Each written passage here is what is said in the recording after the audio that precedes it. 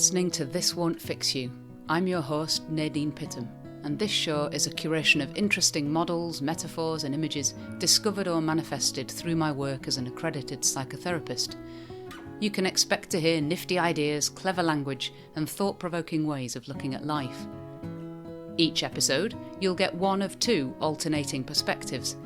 First, a conversation which introduces and discusses the theory or idea, and we call this the A side, and then the B side, which, while not therapy, is a deeper exploration of that theory or idea from a more therapeutic standpoint.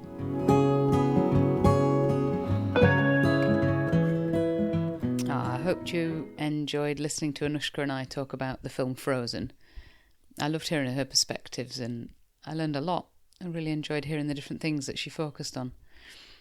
As always, this B-side is going to take one aspect of that discussion and focus a little more deeply on how that one issue might expand or evolve in the therapy room.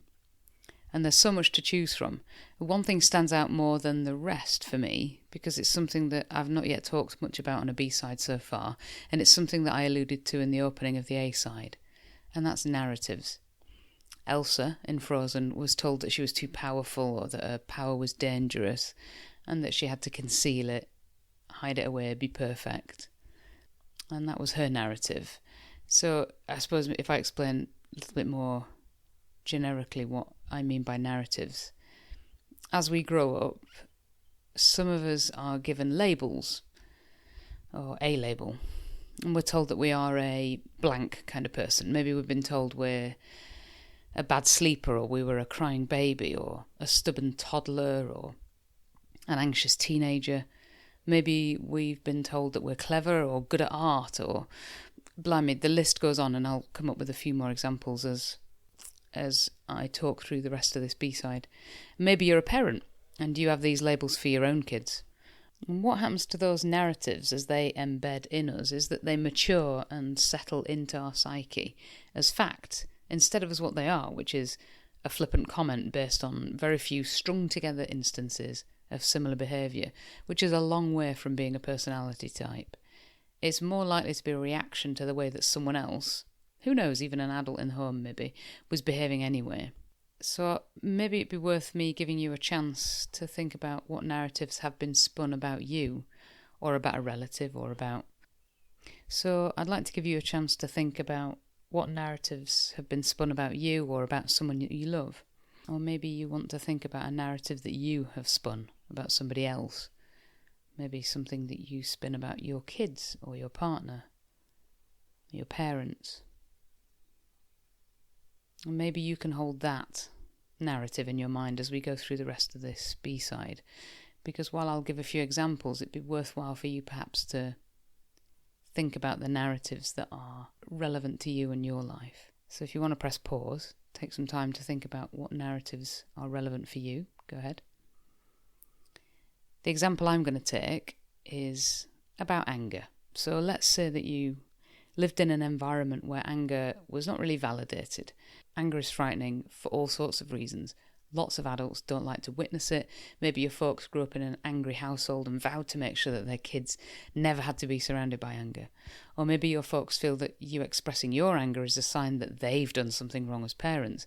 And maybe that sparks fear in the parent, that they are an inadequate parent. There could be unlimited reasons why anger is not allowed or addressed. So in order to not face that possibility, the parent might blame you for being angry.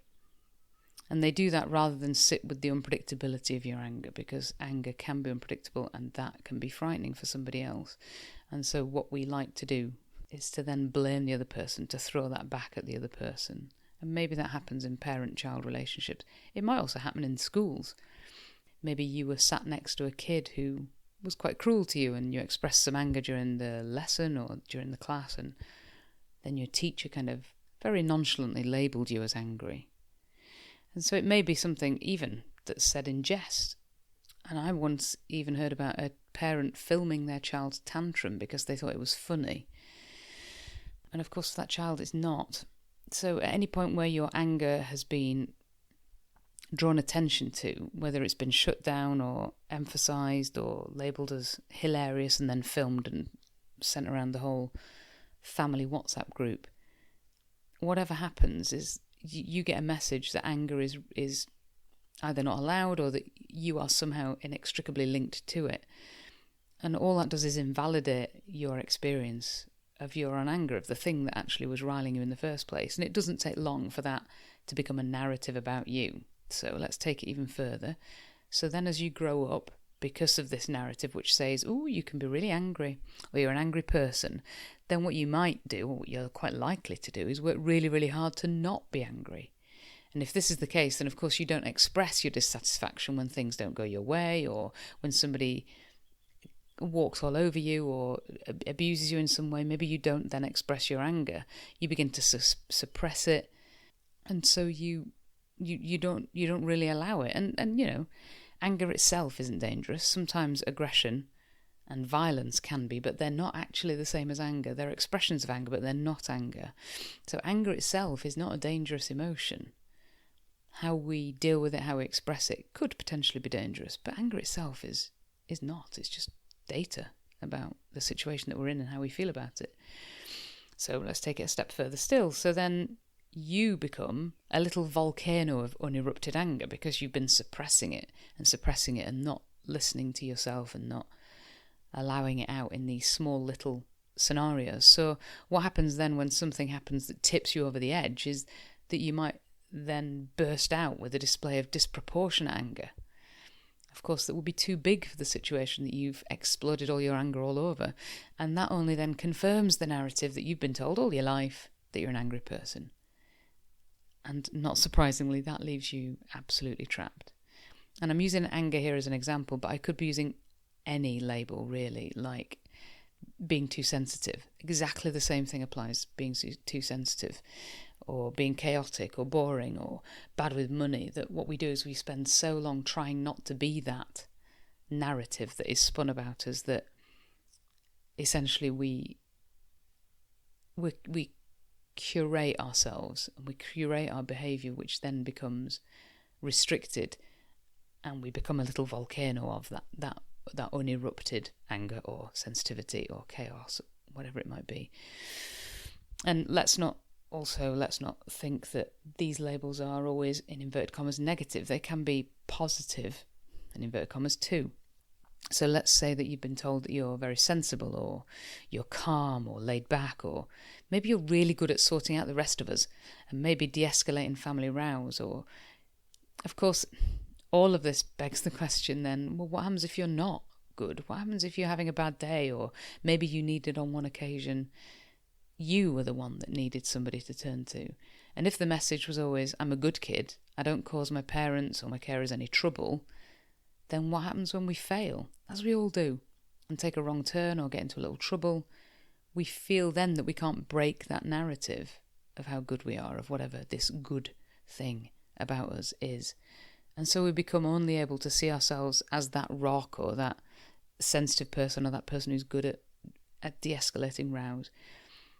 And we believe that that's the only thing that everybody else sees. And again, we're trapped because all the normal thoughts that we have of frustration or disappointment, they're disallowed because of this narrative. Let me say it another way. If you're compliant, then you will no doubt fear that you can't be anything but compliant.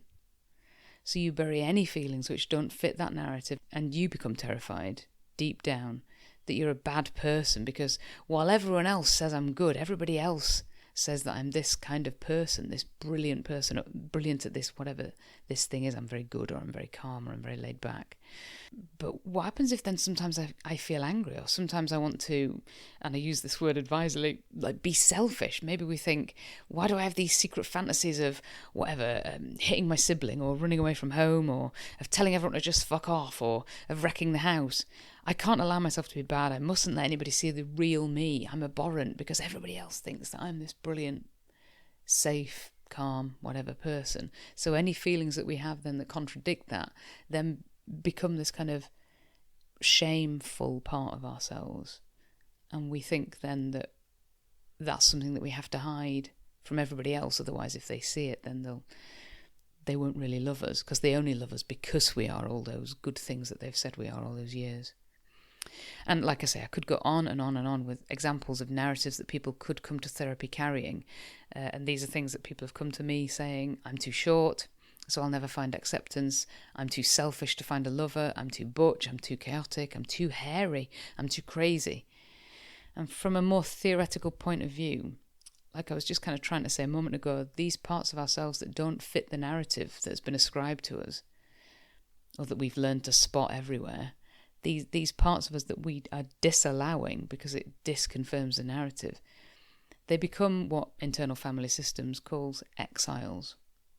And what that means is that we push that part of ourselves away and we bury it because that part is unacceptable. And exiles may not allowed to be seen, but they certainly have a voice, and these exiled parts often carry intense emotions, memories or beliefs that we find difficult to handle or accept. And as a result, these exiled parts of ourselves, which is just kind of human parts of ourselves, become marginalised or hidden from our conscious awareness. But it's really important to know that they're not silent. So while they may be unconscious, they're not silent. So these exiled parts may manifest as unresolved trauma, unexpressed emotions, or self-limiting beliefs that influence our thoughts, feelings and behaviours. And the important thing is that they do it from a subconscious level. So they may also contribute to symptoms such as anxiety or depression or difficulties relating to people because we're constantly trying to hide a part of ourselves. And the parts of ourselves that we don't accept, these exiled parts, wreak havoc on our lives because they essentially influence us in secret. Which is one thing I think the writers of Frozen were perhaps trying to convey, that if we conceal something it becomes sharp and dangerous, maybe even fatal. And it's only when we accept ourselves, including these exiled parts, that we can express ourselves fully, showing and sharing all our talents and creating beauty instead of fear, and just kind of being generally a whole and well-rounded person. Any narratives that we've been told about us leave us repressing, unintentionally, and often utterly without our own knowledge, some really pretty significant aspects of ourselves. So narratives about us are dangerous. Labels that people ascribe to us, they're dangerous, psychologically speaking. And the examples I'm giving, like anger and compliance, they're not at the extreme end of what we can be told. Some people are raised with really harsh narratives, such as you're disgusting, or you're spiteful, or ungrateful, or maybe you're selfish. And of course, those narratives are not surprisingly also really, really damaging. And so to therapy then. So the process of therapy gently encourages these exiled parts of ourselves into the light so that they can be seen and ultimately reintegrated into the whole person that we are, which will help us feel more balanced and more self-aware, more accepting. So if you feel lost, like you don't know who you are anymore, or maybe you feel hopeless, that you'll just never be able to function as a normal person because you're too chaotic, or any one of those things that we've listed earlier, or whatever thought you've had in your mind as you've been listening. So you'll never be able to function as a normal person because you're just too much of that thing. Maybe you feel that you're just bad and you want to see a therapist because you think that the therapist will be able to help you eradicate that horrible part of yourself which just keeps raising its head at inopportune moments, like you're sick and tired of feeling angry all the time. And maybe you're thinking, how can I learn to cope better with stress? Or because I'm feeling so tired, I must be a bad person because I don't have the same stamina to keep helping people all the time. Or maybe I'm bad because I think, why can't they just manage on their own? And that seems cruel. If any of those things are you, then you need to get yourself some therapy. Because you are never just what people have told you that you are. You have a range of emotions like everyone else. Even if you can't feel all of them in equal ways, it doesn't mean that they aren't inside you, driving you. You're bigger than any narrative that anybody has ever told you. And so to conclude then, what might be a nice thing to do is just to let yourself think about you, about the narratives that have been told about you, the things that have been said about you, the beliefs that have been cemented in your mind about yourself. And of course, you could always pause the pod. And what I'm going to do is I'm going to basically talk through a series of just little gentle questions, which might kind of encourage a little bit more inquiry from yourself. And you can pause the pod during each question if you want to give yourself more time to think. But, take care of yourself. I don't know whether these questions might bring something up. So, yeah, go easy. So what is the message that is told or has been told about you? And what does that message mean about you? And it could be more than one thing. In fact, it probably will be more than one thing. What does it mean about you? Does it mean I'm difficult to love? That I'm incapable of love? Does it mean I'm alone? Does it mean I'm lost? Does it mean I'm trapped, being an always sunny person, or that I have to feel lucky all the time?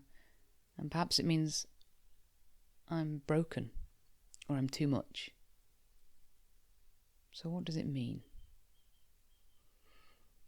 And then think about how that shows up for you in relationships. So think of a key relationship. And how does this belief, this narrative that you have about yourself, how does it play out in that relationship? Again, it's likely to be maybe more than one thing.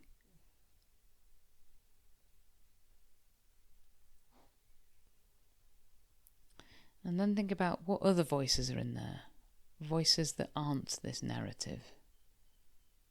Are there any voices that contradict it, or other voices that, I don't know, are part of this debate in some way? What do those voices say? Do they want you to know something?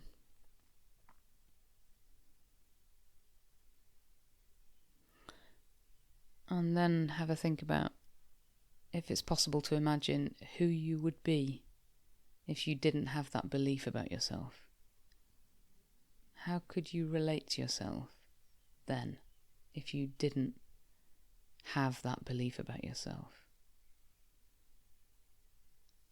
How might I relate to myself? How might I relate to another person?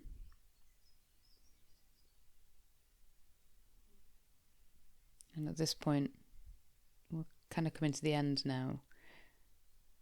And perhaps if you're in thought about some of those questions, then I'd like to encourage you to be gentle with yourself and try and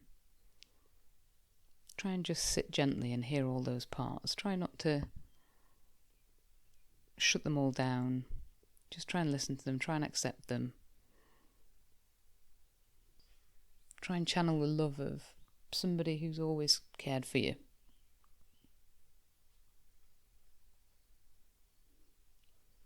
And just go easy on yourself.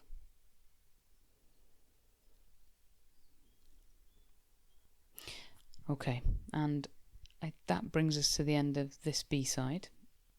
I hope it's been helpful.